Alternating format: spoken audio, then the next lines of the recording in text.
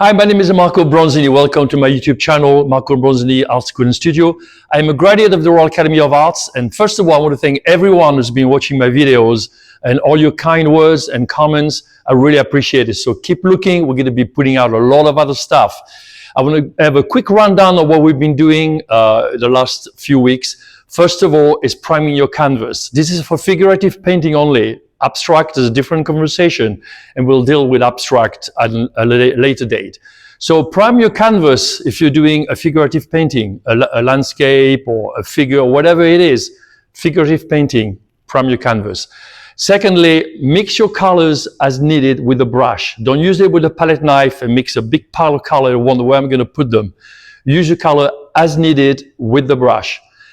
And thirdly, use a lot of colors, a lot of paint. Don't be shy in your paint. Don't try to do a watercolor with oil paint. Use a lot of paint. It's very important, okay?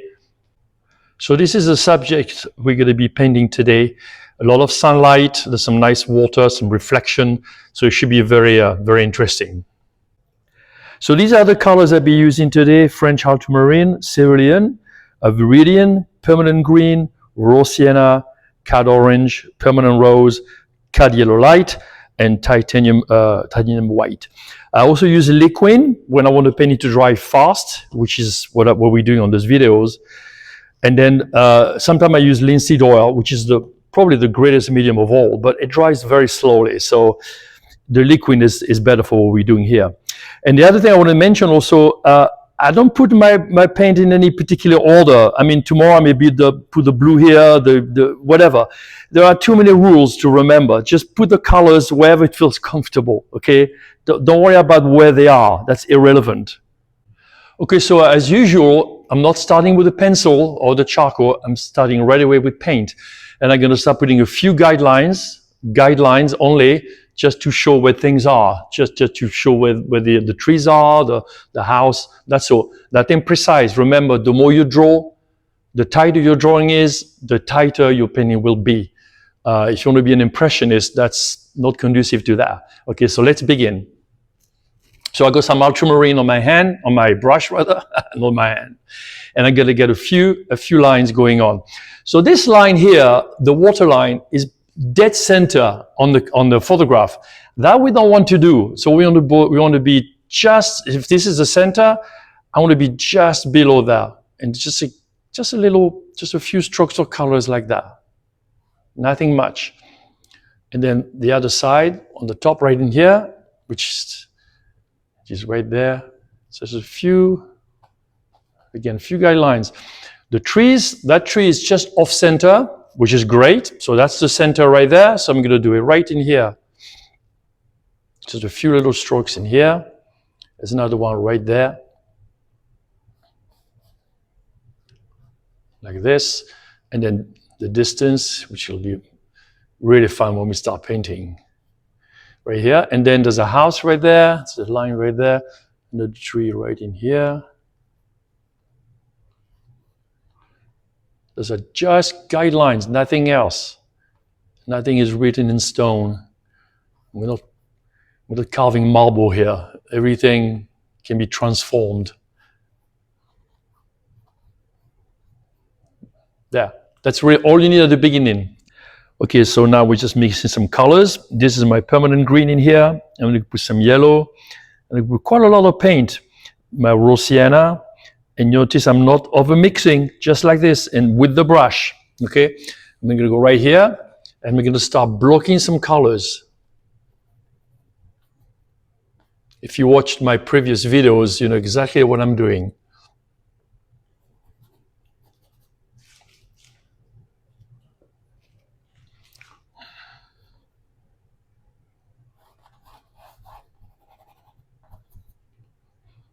So what I meant by no dabbing, this is what I meant. You don't want to be doing this. That's awful. Make some nice brush strokes. You can do this, you can do this, you can do this, but never do that.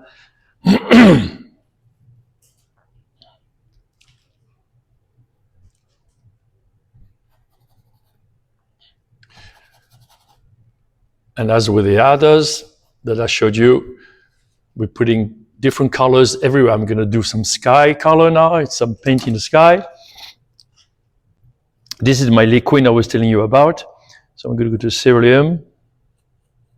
I'm gonna put a little of cad orange in there, just to gray down just a tad, like that. Oh, this is way too white. More orange. There you go, that's better.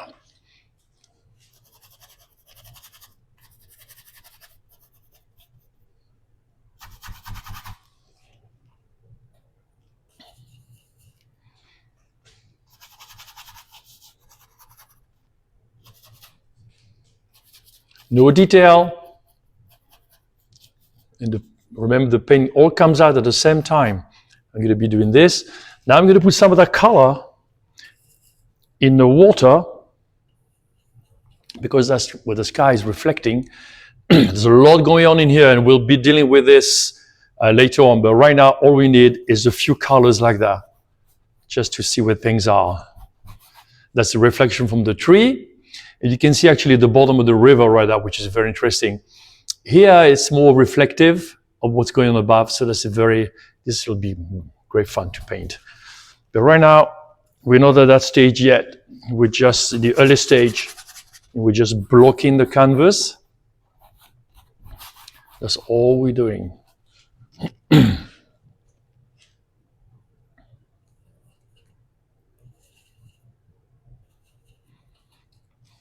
And I think I mentioned earlier in another video, mix at least 3 colors together. 2 colors is just, the color is not complex enough. Mix at least 3 colors. Make your color, it'll make your colors richer and more complex. And those are all good things.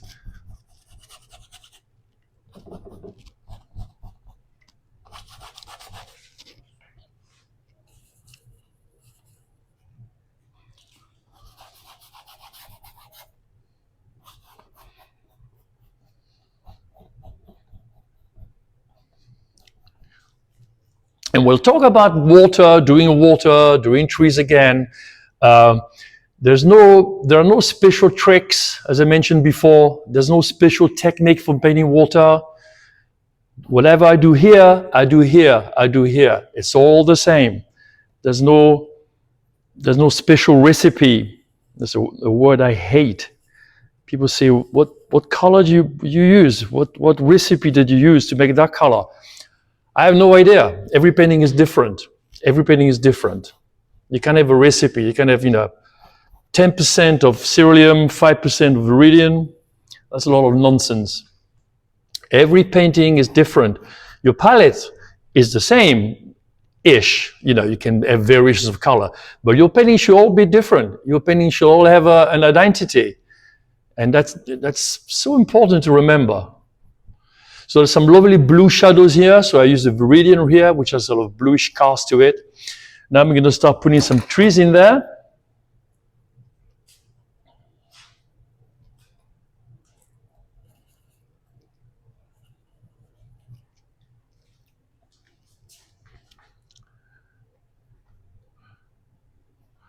And again, we're not drawing the trees. We're just putting some colors in here. Just a few things down. The word detail too is another good word. Yeah, there's some stuff back there. And then right away, introduce this reflection in here. And then not like this, This way, there's a couple of strokes this way here. Just a few little things, a few touches. Okay?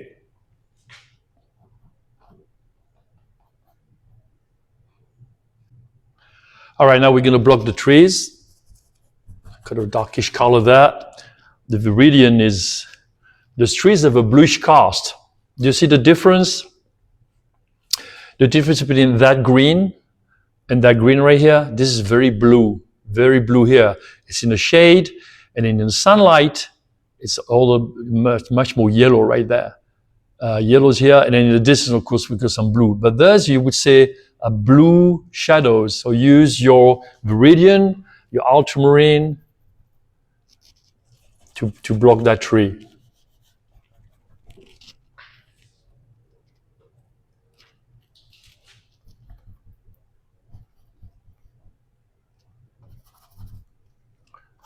Right in here.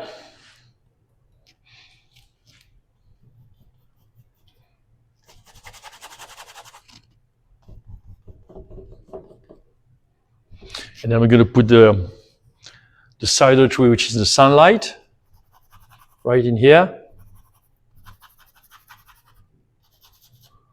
And all the good stuff that's to come on top of that. It'll be so much fun. I hope you're having fun, because I'm having fun.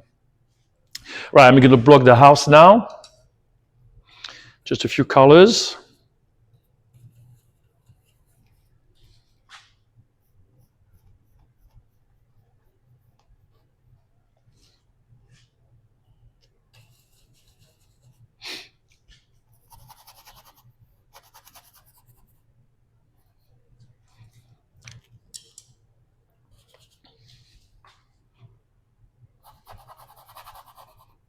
Massive trees.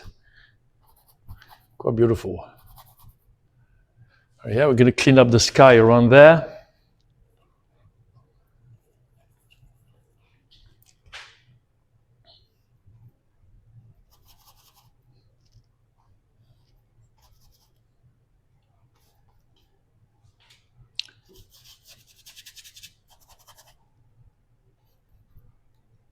Not much sky in there, so we won't bother with that for the moment. Right in there. Right in here. Block a little bit more there.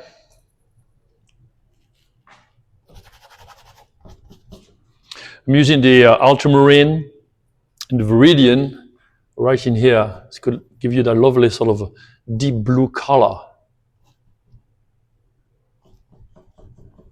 It's okay if you bump into the white paint of the sky. Don't worry about it. Just, you'll fix it later. Not a big deal.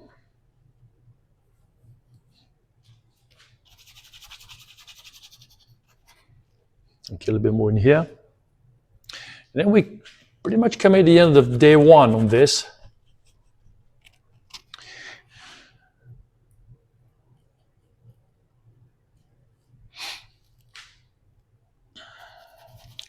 Right in here.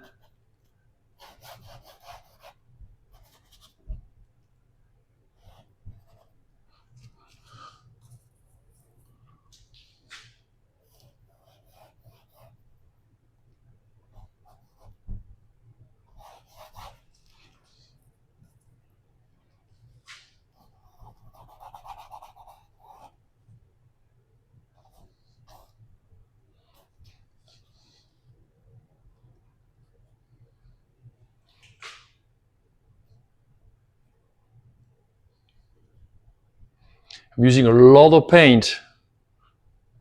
Okay, this one is going to be a little bolder than the previous video. We're going to do some much bolder strokes on this. Slightly bigger brush as well. A little bit more work on the trees, and then I think we'll be good to go for day one. Do some little cerulean in there. I want it very blue. Blue in there.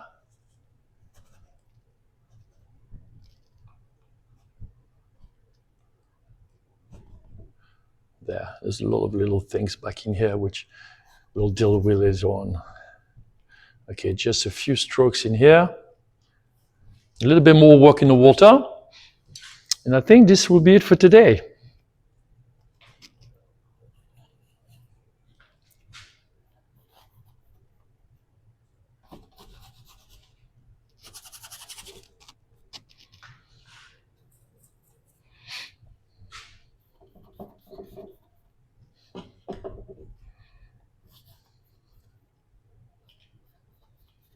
Like this.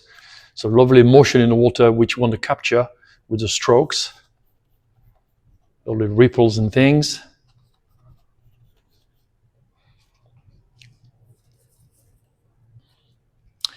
A little bit darker in here. So the waterline is right in here. This is the reflection already, right in here. Do you remember I did that line first? So that's what the waterline is. That's what the separation is, right here.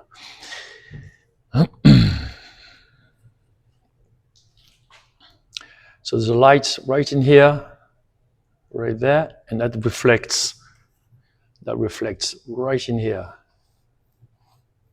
right in there.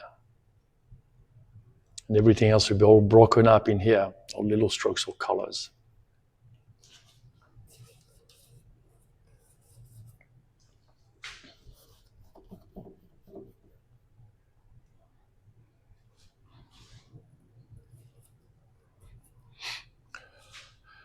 Right, a few little things there to reestablish that line.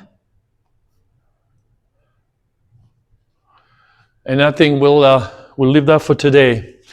All right, we'll leave that for today. Well, we'll do, this one will be day 1, day 2, and 3. I'm going to be much bolder strokes. It won't be like 5 videos like the other one.